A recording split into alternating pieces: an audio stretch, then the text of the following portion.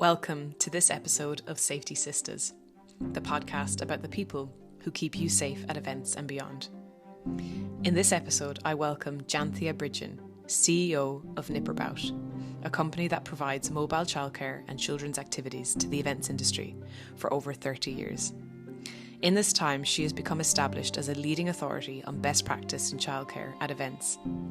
We talk about how she got to where she is today, what it takes to provide best practice, and what challenges she faces in the industry. She shares fascinating insights on how she risk assesses events, debunks a theory that sometimes divides event safety teams, and what she would like to see change in 10 years' time.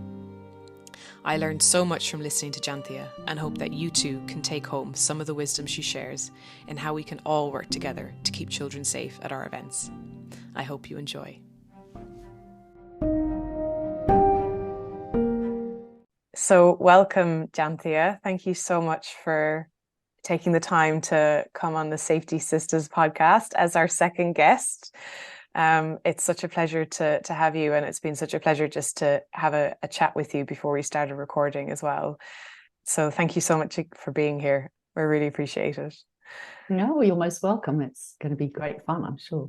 Yeah, we're going to learn everything about, well, I won't keep the listeners. Briefly, I would love to hear from you. What do you do, Janthea, in the events industry? Well, I guess the simplest way of putting it is I provide a whole variety of children's services that facilitate inclusivity and safety for families at events. So that's anything from event creches for children aged 0 right up to 17, stay and play areas where the parents stay while the children play. That's suitable for things like exhibitions or open events, outdoor events. We also provide activities and workshops for festival fields and whole festival fields, and we provide lost child and adult at risk points. Just recently, we've also started providing training in safeguarding at events, everything you need to know about children and events, lost child best practice, and communicating with children, which is called Mind Your Language. Oh, I like that. That's clever. Wow. So you do a few things then. Yeah, we do. Anything to do with children, just facilitating inclusivity and safety really for children. And you've been in the events industry a while. 30 plus years, which shows my age, I know. But yeah, we started in 1992 and kind of fell into it really many years ago. So I started life as an actress, and when I had my daughter, I suddenly realised I needed to do something that earned a little bit more regular money. And so myself and another actress had a chat and said, why don't we set up a shoppers creche? And we happened to be in Wood Green, which is where I lived. So we phoned the local shopping centre and said, have you ever thought of having a creche in your shopping centre? And they went, well, actually, yes, we have. We've just had a meeting. Would you like to come and talk to us about it? And then we thought, oh my God, what are we going to do? We don't know anything about children other than the fact that I happen to have a child. So we did some research and we went in, and cut a long story short, we rented a unit in Wood Green Shopping Centre and I kitted it out, and it was fabulous. The only problem was that we started it in the middle of the recession, and so we didn't do very well. However, during that time, another actress's husband, who was an event organiser, said to me, could you come and run a creche in a field for a big corporate party? And being actresses who kind of say, yes, we can to anything, we said, yes, we would. And off we went, and we ran this creche, which would have given you an absolute nightmare because it was inside this huge bouncy inflatable clown that kept falling down, and we kept having to push it back up again to stop it kind of smothering the children. And while we were there, a chap who was running ride and drive events for Vauxhall, I think he was a fleet manager or something, and he said, oh, this is a great idea. Could you possibly come and do this for our fleet weekends in Millbrook? And we went, yeah, sure we can. And that's how we sort of realised there was another business. And again, my business partner went back into acting, and I started to do events, and particularly outdoor events, on my own. And it sort of all snowballed from there, really. I was talking to you earlier. It was all chance, which I think a lot of people who are in events sort of fall into events. And certainly a lot of people in the acting business, because I also mentioned to you that over the years, I've met many people that I've worked with in a previous life who now run their own, AV companies, lighting, building set, shell scheme providers, all of that many, many times. So I got into festivals because I was walking around Finsbury Park, pushing my daughter in her buggy, and she made friends with a very lovely little dark-haired girl, and I got chatting with the mum, who turned out to be Vince Power of Mean Fiddler's partner. And she said to us, "Oh, you should come to Flower and run the children's field at Flower." So we started doing that, and then there was a festival, I don't know if you remember it, called the Phoenix Festival. Are you too young for that? It was quite a leery festival back in the day. I have some stories about that festival. I think I told you I got held at knife point once in that festival field. Oh, that's frightening. Yeah, and well, they knew that I was a lady who had tickets, so they came to get a ticket, because the Phoenix was a strange festival. It had one side of it was outside where the main festival was, so you could buy a ticket to come into the sort of bit where we were, which was the green fields and the children's fields and drumming and various other things. But if you wanted to see the actual act, that was inside a very secure fence that was quite difficult to get into, except that crowds used to try and rush the fence and hurl themselves over and run across to get into it. So it was quite an exciting festival to be part. Wow. Where was that? Is that London or somewhere in the UK? No, it wasn't. I'm trying to remember. I've got a funny feeling it was somewhere in Warwickshire, near, anybody listening might remember, but I think it was somewhere near Stratford-on-Avon. Okay.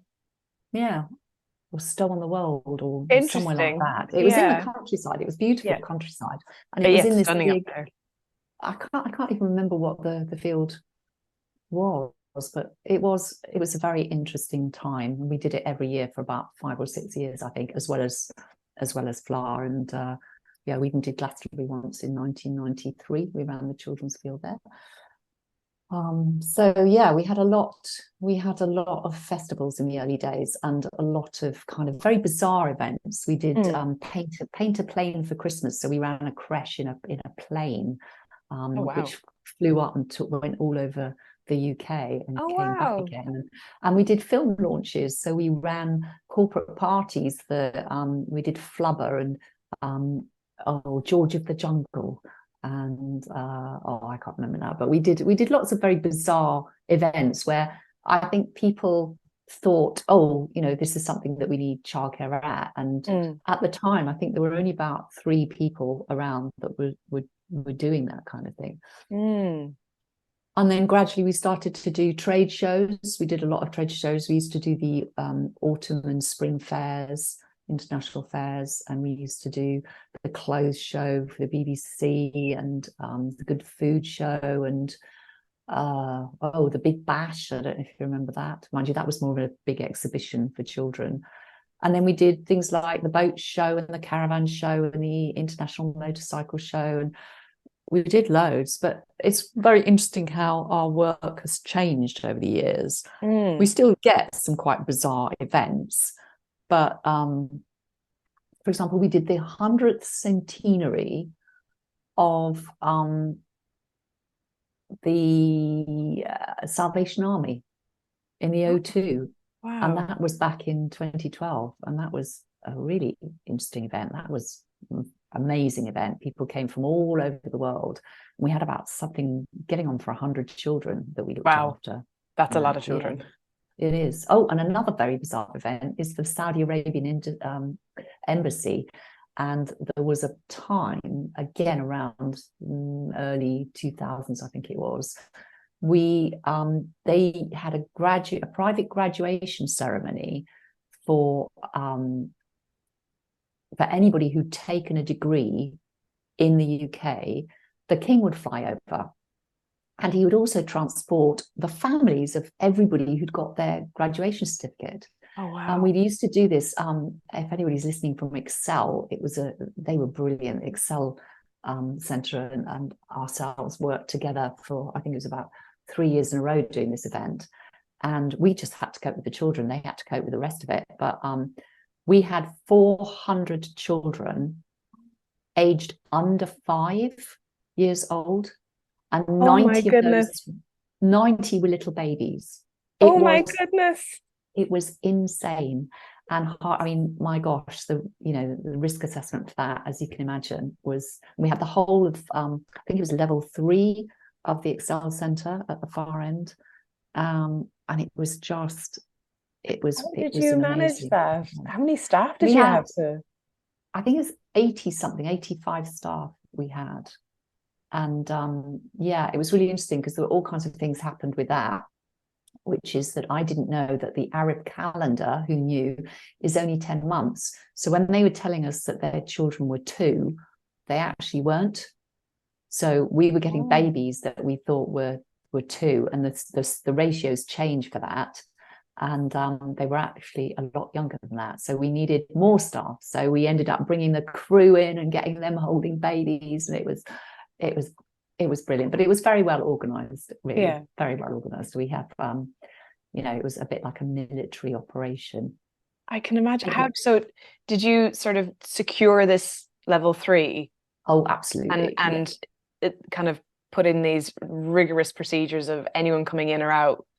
Oh, yeah, absolutely. And we had security on there as well, and we wristbanded, and we had everybody was badged. So there were, animals under the sea, animals over the sea, circus performers. They all had badges with different symbols on, and they all went into different rooms that had a symbol on each room and all their, needs. So basically, you just broke it down so that there are lots of different rooms up on that floor, which we then shell schemed off to create even smaller rooms. So each area was only about 25, 30 children. So that's the only way that you could do it. And then each childcare team operated in a particular room. But it was fun. It was fun. We've had a lot of weird and wonderful things. And the other thing we've had is as I said to you before, we bump into people from events. And I was almost telling you this story before, and I forgot to finish it. But we were in the ICC, and we were having a walk around with this guy at the ICC, and it wasn't going as brilliantly because that's one of my challenges, is that childcare used to be treated as sort of very second-class citizenry by event venues particularly. Anyway, we love the ICC, don't get me wrong, we work really well with them now, so this was like years and years ago, but we were walking around, and I don't know, I can't even remember the man's name now, and he suddenly turned to my husband and he said, "Were you the king from across the sea?" And my husband went, yes, I was. And the clients and I was the only one that had any kind of an idea what this was about, And it turns out they'd done panto together, many years before, and he'd been the stage manager of this pantomime that Steve had been in Lancashire or something. So after that, the meeting went really well, and everybody was, it was fine. We had what we wanted. It was great. That's hilarious. That's so funny. God, it really is about, well, I mean, it is about what you know, but it is about who you know. But who you know. Actually kind of teasing back to what you mentioned about the meeting not going great, and not kind of focusing on the meeting, but just in general, as you said, being seen as second-class citizens, being seen as not important. How, I mean, 30 years isn't a long time for this to change. I mean, I'm assuming it's changed. Some places, yes, all the venues, the big venues, absolutely it has, without doubt, because we work with them frequently, and they've become to respect what we do, understand what we do, understand how huge it is. And also, I think now I'm at a stage where I know a lot about events and a lot about childcare and having children at your event. There is so much, we've got a whole course in it now, and Luku Inuka at the Ops Nest has a course I've done for her too. And there's just so much that to think about with children that people still aren't getting. I mean, just risk assessing from a child's point of view, what I say to organisers is get down on your knees and do it from knee height, so your eye level is at a completely different level, and think about how big your aisles are and how much shopping you've got or your delegates are likely to have. So things like the Ideal Home Show, for example, so kids get bumped on the head, and they go flying all over the place by all the bags that people are carrying if you're not careful. Yeah. There's a lot of things that just little tiny things, abandoned children. People say, oh, we don't have children at our events. Yes, you do, because I can guarantee that somebody is likely to just leave one because you're not allowing them into your actual show. So some parent will go, oh, well, we'll just leave them playing on their PlayStation out here, and you'll have an 8-year-old in the hall. Or, Lou told me a great story about how they found a 7-year-old in a hall at an event she was doing years ago, and this child had walked from the hotel where they had been left in the hotel room across the busy road and into the venue in the halls, and then you're left with a child. And if you aren't, where are you going to go with that child? What are you going to do with that child? Are you going to take it to the organizer's office? Are you going to take it to security? And that used to be the thing. You take a child to security and you've got all kinds of risks there. Language, for one thing. Doors coming in and out, hot tea, coffee, electricity, computers, all kinds of things, that risks that are involved. So children at events is a huge subject. But yeah, to get back to your original question, which I will do eventually, I do tend to go off at tangents, apology. Yeah, it has changed for the better, and people are, particularly in the bigger venues, much more understanding. But we still work with some hotels that kind of think, oh, children don't matter, children are the last thing on their list. And in terms of working with us, it takes a while for them to realize that actually, what we do needs to be treated with respect, and we need to have our questions that we ask answered for the safety of not just our children, but the safety of the venue, and of course of the organisers of their event. And why do you think that? I mean, did you ever get a sort of indication of why you were treated this way, and why it's still there's still remnants of it? Because let's face it, childcare is probably the very last thing on a budget that will go in, and it's the very first thing that will be scratched off. Now, not everyone, but we have to be realistic. It's an add-on, isn't it? It's something that it shouldn't be.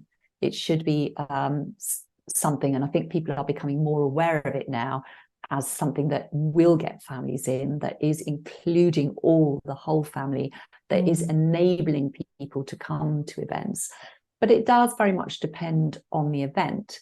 And I think the organisers that booked us back in the sort of 90s, thank goodness, appreciated what we did, understood what we did was a benefit, and so supported us. And so that's why our relationship with the bigger venues changed so quickly, because we have clients like Unison, for example, which are a huge union, and the NASUT and the NEU, which are the big teaching unions. So, and they have huge amounts of money to spend. So they would go into a budget and just say, just do what Janthea says, whatever she wants, she needs to get. And that was great. And I think once people have worked with us and they realise the level of health and safety and the level of attention to detail that we go to ensure that what we're providing is a safe, secure space for children, then the respect naturally comes. I think you have to see what we do to kind of totally understand it. And as I said, a lot of our clients, we're dealing with sort of, well, this year at the NEU conference in Harrogate, for example, we had 128 children. And at the Glasgow Scottish Exhibition Centre, we had 80-something children. So, we deal with large amounts of children. So things have to run like clockwork, and they have to be, because you're dealing with other people's children. So yeah, so it's a bit mixed. It has changed. It has got better. And in other places, particularly the new little venues, not so much. And I mean, you know, in that time, laws have changed.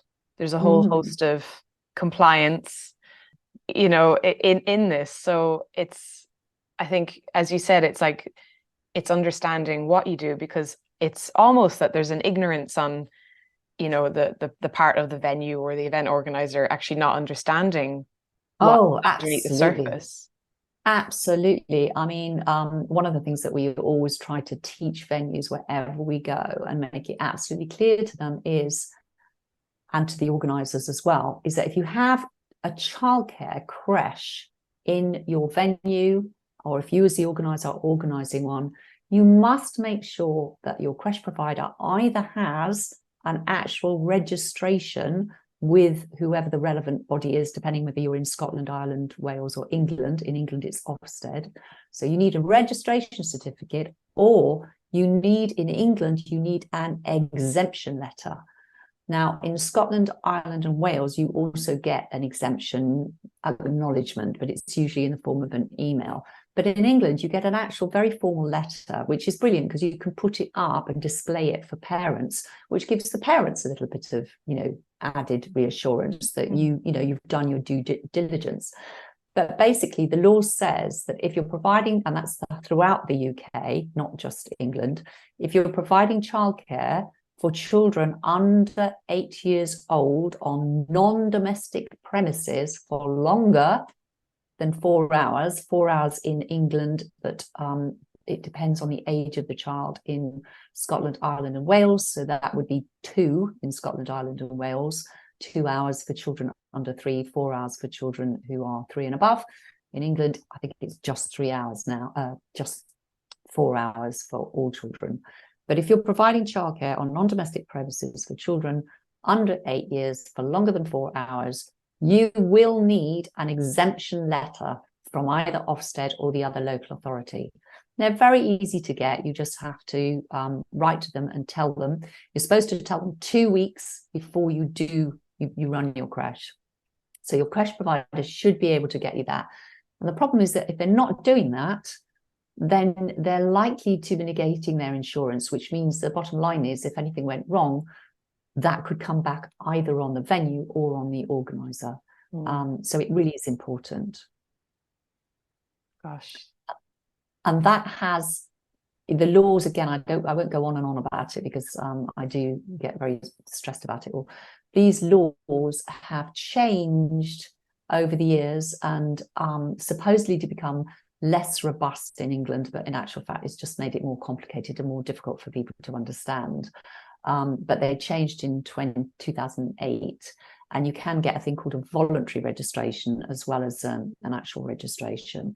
But if anybody wants to know more about it, I always say I'm more than helpful to give free advice on the phone. So just phone me up and I'm more than happy to tell you.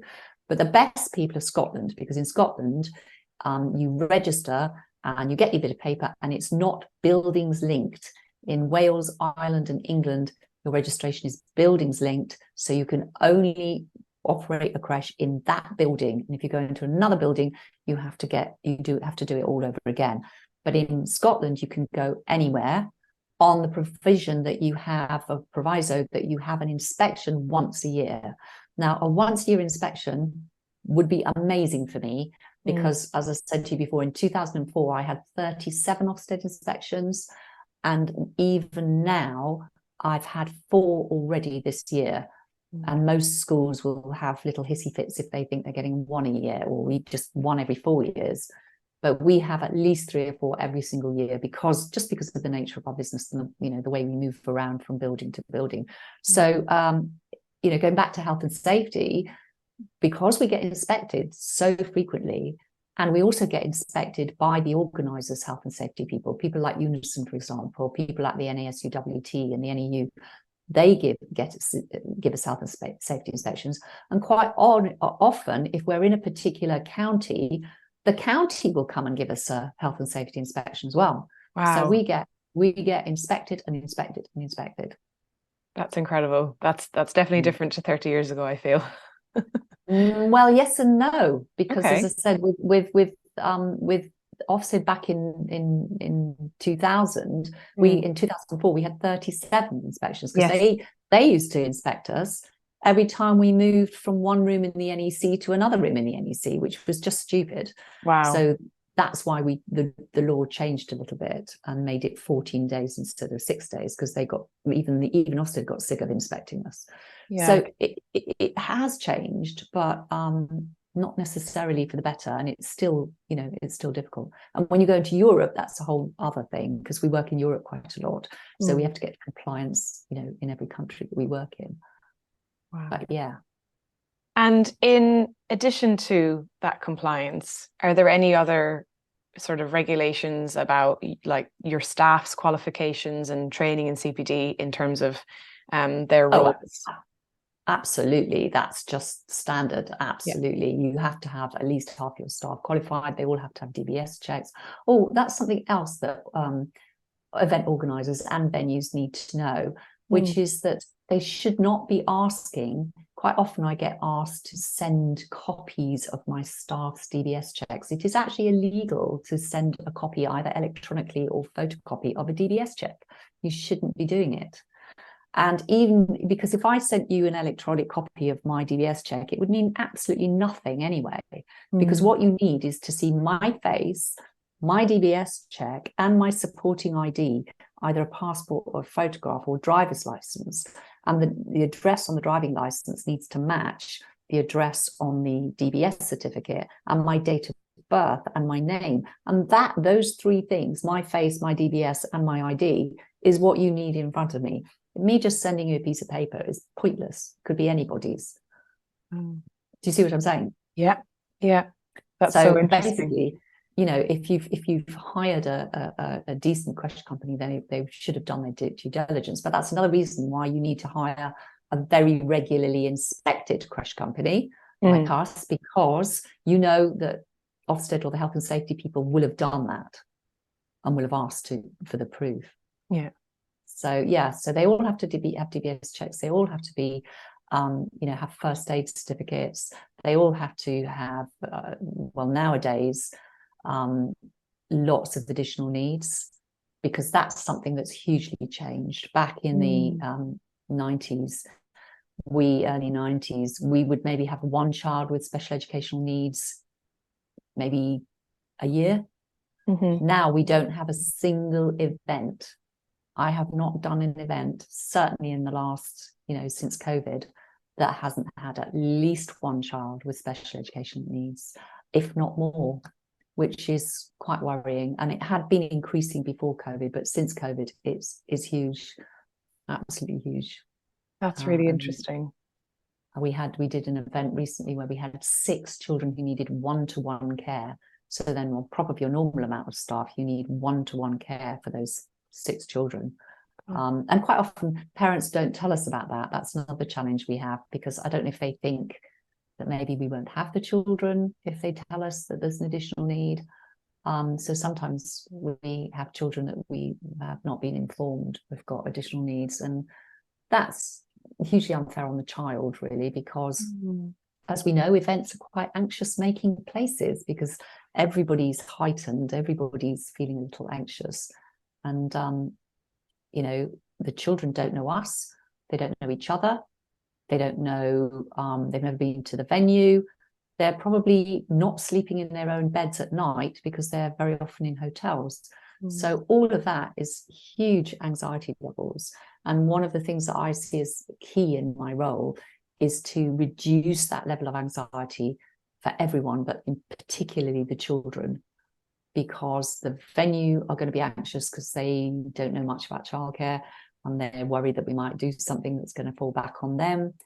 Then you've got the client who's also worried because they're having to deal with the whole event. And my mission is to take everything away from the client. So we deal with it all without hopefully bothering the client much at all. We have to reassure the venue. Then we have to reassure the parents, because they're giving us their most precious possessions to look after for however long it is.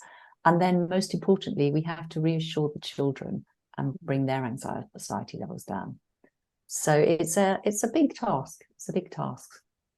Yeah, that is. And it's interesting that you bring this up, actually, because there's been a few kind of conversations in regarding like attending events and actually the anxiety that it brings adults, and just the very nature of conferences and events actually can be really overwhelming for all of us. Absolutely. And that actually it's always been overwhelming, but we've kind of just put up with it. Whereas now we're starting to go, hold on, maybe, you know, nail biting and shaking and you know, all the other, I guess, physiological associations.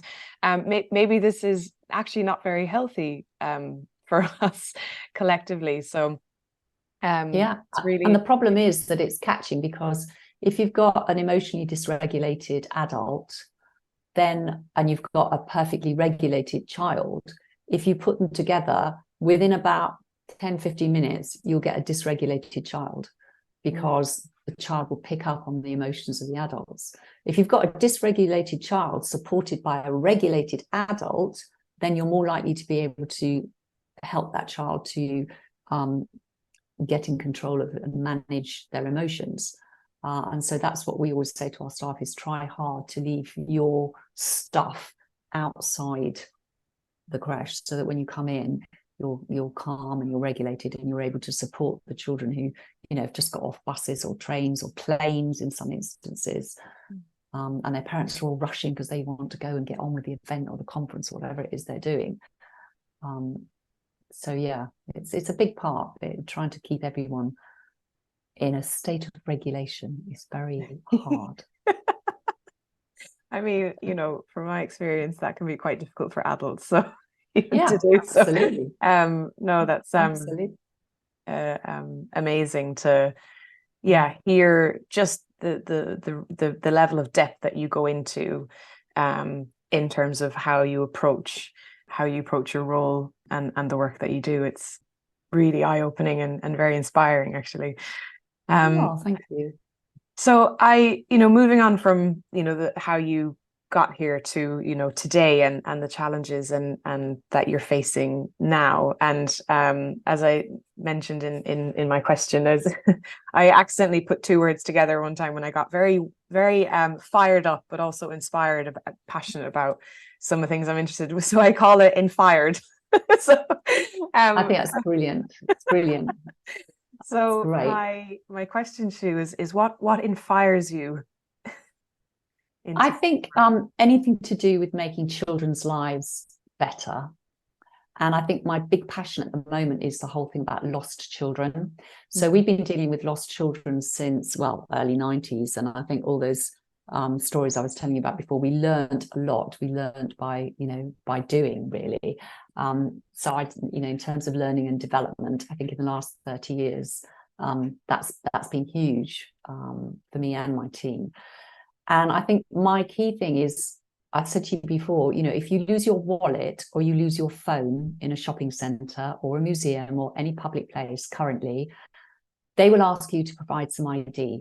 And they'll also ask you to sign for your wallet or your phone. And quite often they might even take your address and a telephone number, and they'll make you date and time. If you lose your child, very often, as long as the child is calling you mummy, well, even if it isn't, they will smile and just hand the child back.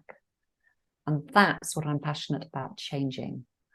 What I would like to see is, I'd like to see a law in place that says that anyone that is dealing with the reuniting of misplaced persons, be they adults at risk or be they children,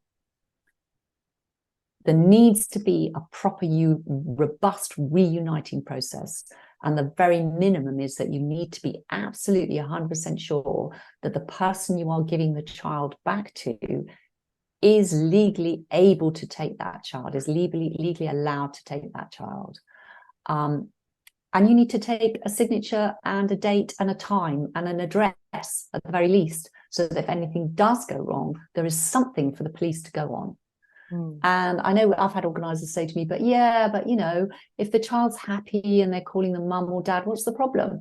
Well, the problem is, in this day and age, there are so many families that are, you know, split up, that may have care orders against them where they're not supposed to, restraint orders, they're not supposed to be in touch with their families. And something like an outdoor event or a shopping centre is a brilliant place to reconnect with your child. And if you've been following them and you see that they've got lost and they've been taken to a lost child point, then that's the perfect opportunity to go back and try and claim them. And I'm talking from experience, as I said to you before, this has happened to me way back in, again, the early 90s. We were at an event where a man came and it wasn't a lost child point, it was a creche, but he tried to claim his daughter, produced a passport, argued that he was the legal guardian and that he had to have the child. And my member of staff handed the child over to him.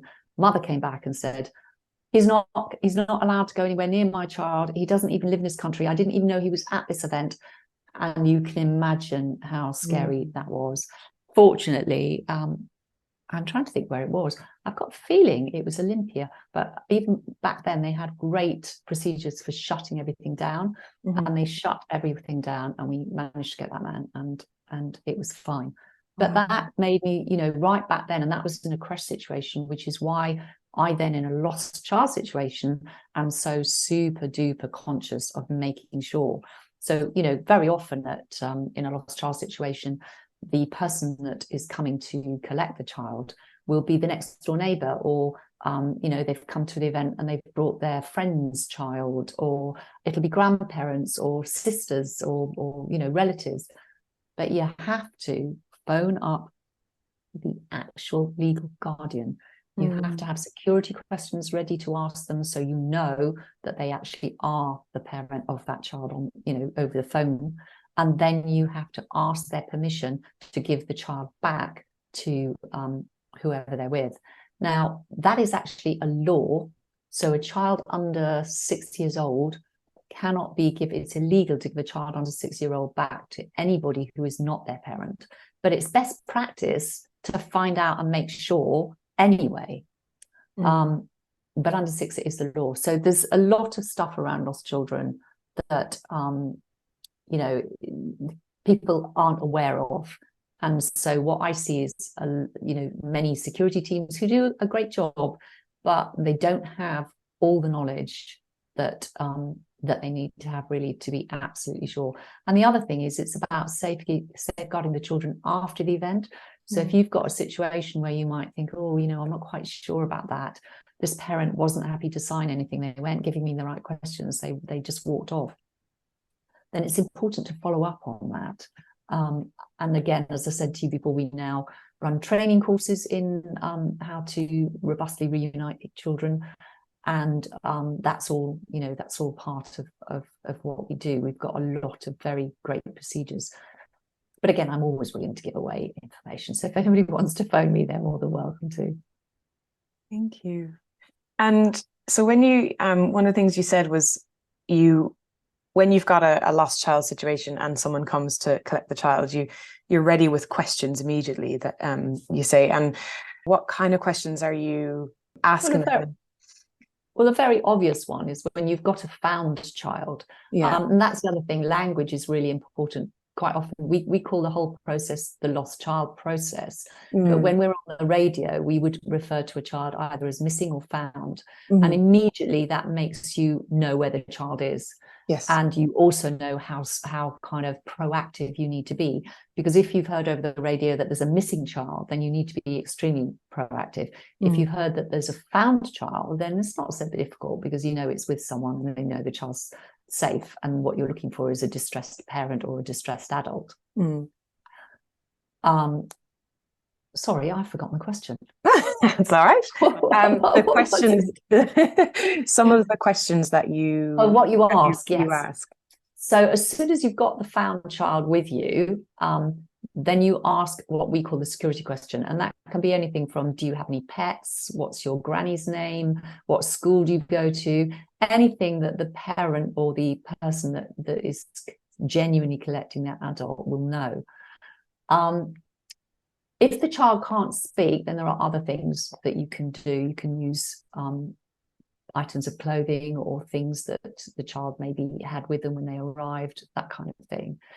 If the child's missing and the adult who comes to inform you that their child is missing, then again, you would ask the parent a question about the child. Obviously, you're going to ask them description, but you're also going to say, oh, can you tell me what your mum's maiden name is or whatever? So again, when the child arrives, you ask the child that question, what they call granny or what school they go to. And again, that's just it's a very quick, easy way. And that's something security staff can do, because quite often I get told, oh, but, there's no time to do all this recording because they were only separated for a minute. But a minute's all it takes. And just to say to the child very quickly, oh, what school do you go to? Or what's your granny's name? Or something like that. You can just ask the parent. So you've done something. Yeah. As I said, ideally, I'd like a signature and a time and a date, and some ID checked. But I realistically, I know that these things happen very quickly. The other thing you can do is look on the phone, ask to see the phone. Now, if you ask to see pictures of the child from a few weeks ago, so not necessarily straight away and on that day, you need to make sure that they've had pictures on their phone of that child a few days ago. So you know that, they have been with that child for a while. Then that's another really quick, easy way of making sure that you're giving the child back to the right person. Yeah. It's really very simple, but very effective measures. Yeah.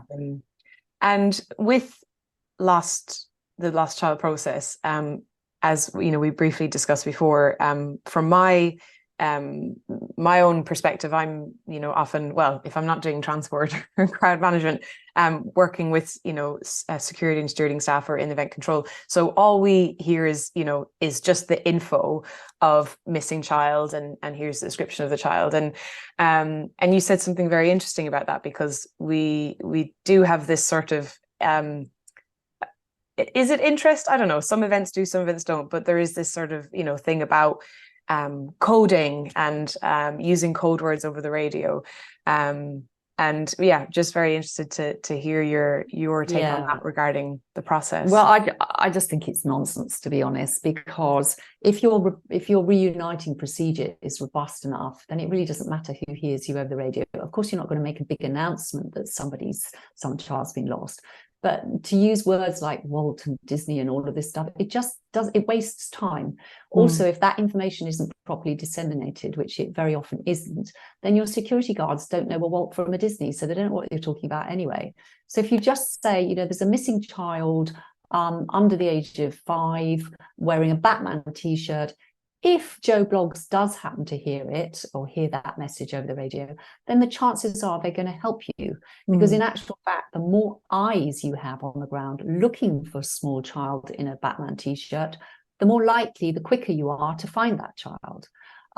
So yeah, I mean, yes, there are predators around, but if everybody's looking and the security guards are looking, then it's highly unlikely that those predators are going to get that child, because your robust procedures will be in place, and your whole lost child care policy will be that you aren't going to give a child without checking ID and without being 100% sure that that really is the right person. So yeah, codes are, in my view, a total waste of time. Not IC codes. IC codes are great because that's about respect and about, that's personal kind of information. But just the fact that there's a lost child around, yeah, I don't see the point in keeping that quiet at all. No names, of course, and certainly not over any radios. But again, the other thing that you can do is you can put messages out to say, if you become separated, in the event that you become separated, please go to the information desk or the lost child point or whatever. So you're just reminding people where to go, including children. And that's another thing. Quite often people try and hide the lost child point. You should hide it. That's insane, because if you hide the lost child point, you're running around. People are running around not knowing where to go to report the fact that they've lost their child.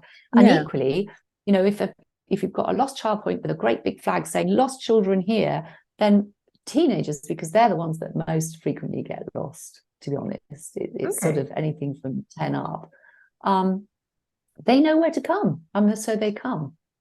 But if you don't tell them and you try and hide it away, then you're just increasing the risk and the potential danger to the child, I think.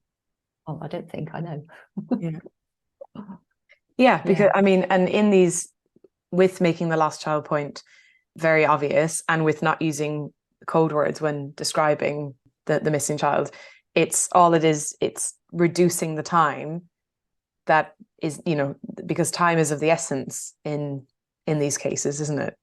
Absolutely. And that's something else that everyone should do, in that you need to risk assess your venue and your environment, so you can work out how long you're actually going to leave it before you call the police or involve the police. And you also have to take into consideration how long the child was missing before. So we have a list of times, depending on what sort of environment we're in, that we adhere to. But quite often someone will come and say, oh, I can't find my daughter. She's about 13 and she was supposed to meet me here. And we say, well, how long ago was that? And they say, oh, it's about 2 hours ago. It's like, what? So you have to take into consideration how long the child's been missing for, as well as so when you need to involve the police and how quickly you need to involve the police. And that also depends on the age of the child. So for a 13-year-old, you might not be calling the police immediately, but if the child is under 3 or 3, you're going to be calling the police a lot more quickly, because the potential danger, and also if you're on a road or if you're near water, or there's all of those factors, risk assessing factors that need to be taken into consideration when you're thinking about it.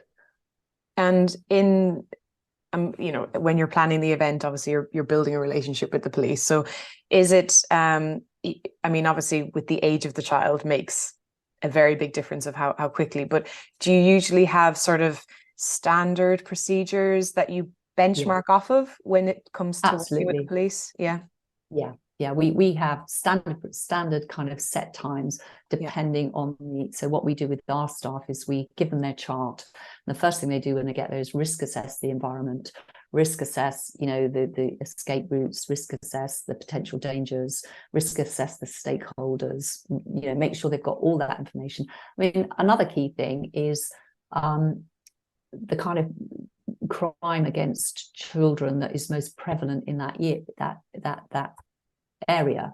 So, for example, in Newham, where we work a lot, that has one of the highest rates of trafficked children in the UK. Lincolnshire has got the highest rate of, I think it's county lines. An event we've just been working out has a very high instance of violence against children. So every area will have a different crime against children. And if you know what that is, and you've kind of raised the awareness with your team, then in terms of the reuniting process, your awareness is a little bit more heightened. So, if I was working in Newham and someone said, oh, I came with my auntie, then I'd be going, okay, your auntie, how actually related is this auntie? Is it your mother's sister or your brother's sister, or is it actually just a family friend? And where do you live and what school do you go to? And I'd be asking a lot more questions so that I could find out whether that child was being trafficked or not, and be able to put some kind of protection in place if it was needed. Wow.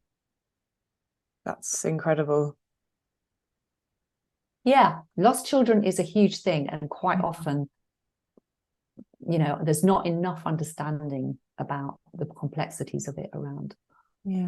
I mean, even so that I mean, just me now, I not even understanding that, to even in whatever area you're in, what is the actual crime statistic of that area? I mean, that's really profound, and just once again, really, I think everybody should, I didn't know, and I think everybody should know and be aware of this. I mean, another key thing people don't realise is quite often in their policy, their lost child policy, they say, oh, well, we don't include children over 12 or over 14. Well, the highest amount of missing children in the UK are aged between 14 and 17. So actually, you're cutting out your most vulnerable section of children. And it's so easy to ask the police for pictures of missing children. I don't understand why shopping centres, for example, that's what we always say on our training courses, is that, you need to liaise with your stakeholders, one of which are the police. And where do groups of children that are living on the street, or children who've been missing for ages, congregate? Quite often, big parks, big events, and shopping centres. So for a person on the security team, if they had pictures of missing children in their area up every day when they're having a cup of tea, they see these faces. As they're going on their rounds, they might spot those faces. And how amazing would it be to be able to say to a parent who hasn't seen their child for like months, do you know what? I saw that child at 4:00 on Wednesday, so that child's still alive. What a gift would that be? And what an even better gift if you spotted it, we're pretty sure it was, and you were able to get the police and get something, down there and reunite the child with its parents. I mean, obviously, there's lots of other issues in there because the child might not want to be reunited with their parents. But, it's just little things that I think if people knew about, they would be able to put in place that would help children, would help safeguard children. And all of these things that you're sharing with me, has this come about from law and regulation, or come about from your own development in this work and your own best practice? Absolutely, our own best practice. And that's one thing that I really want to see changed in 10 years from now. I want people to be trained, and I want people to, I want the law changed so that they know that they have got to obtain ID, a date, a time, and a signature at the very least. And there are no laws around lost children. There's nothing to protect them at the moment. And people are doing a great job. They nobody is going to be handing a child back. Well, not nobody, but the majority of people wouldn't be doing it out of deliberation. It would be out of pure not understanding or not thinking about it. And that's why I think certainly in public places, because the law that we have so far is that it is your duty to ensure that your services and activities have a regard to the safeguarding and well-being of children. That's what it actually says in the Children's Act 2004. It is your duty. And so things could come back on you. And if a child has been missing, that's nothing people don't realise, is that if anything happened to a child, the police generally go back 3 months. So, you could have had that child in your lost child point at your event 3 or 4 weeks before a child was killed, for example. And how are you going to feel about that? That's why it's so important that we don't just hand children back willy-nilly. We have to be really, really robust and know that we can sleep easy at night and that we've done everything we possibly can. Yeah. That definitely that's incredible, the disparity between the systems in place and your own striving for best practice, and how actually that needs to be supplanted onto the laws and regulation in place to actually take care of these children. Oh, thank you, Janthea. This was a real eye-opener for me, and I hope for everyone listening. I have a whole new perspective on safeguarding children, taking care of children at events. I'll never look at it the same way, and especially the one of the ones that really hit me was wherever your event is, the sort of crime statistic in that area. So to tweak your, as you said, like your reuniting process, and to really kind of be aware and heighten your awareness in these certain areas of what to look out for, can mean, a make or break in terms of safeguarding these children. So absolutely. Yeah. So no, thank you so much for your time. And not at all.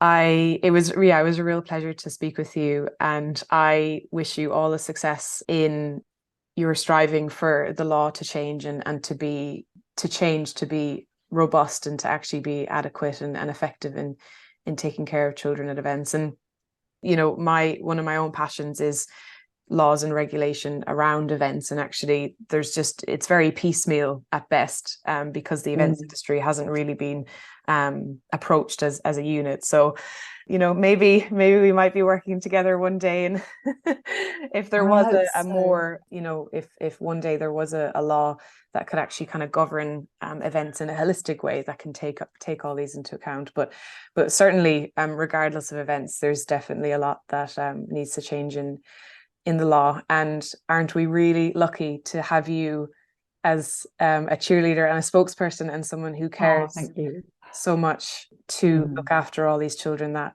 will be coming ahead of us. So thank you again, Janthea. It was such a pleasure. You're most welcome. It's been a pleasure too. Thank you.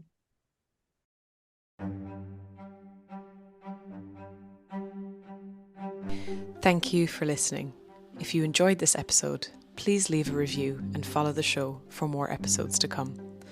If you would like to learn more about crowd safety and improving the events industry, you can visit my website and blog at issehmurphy.com.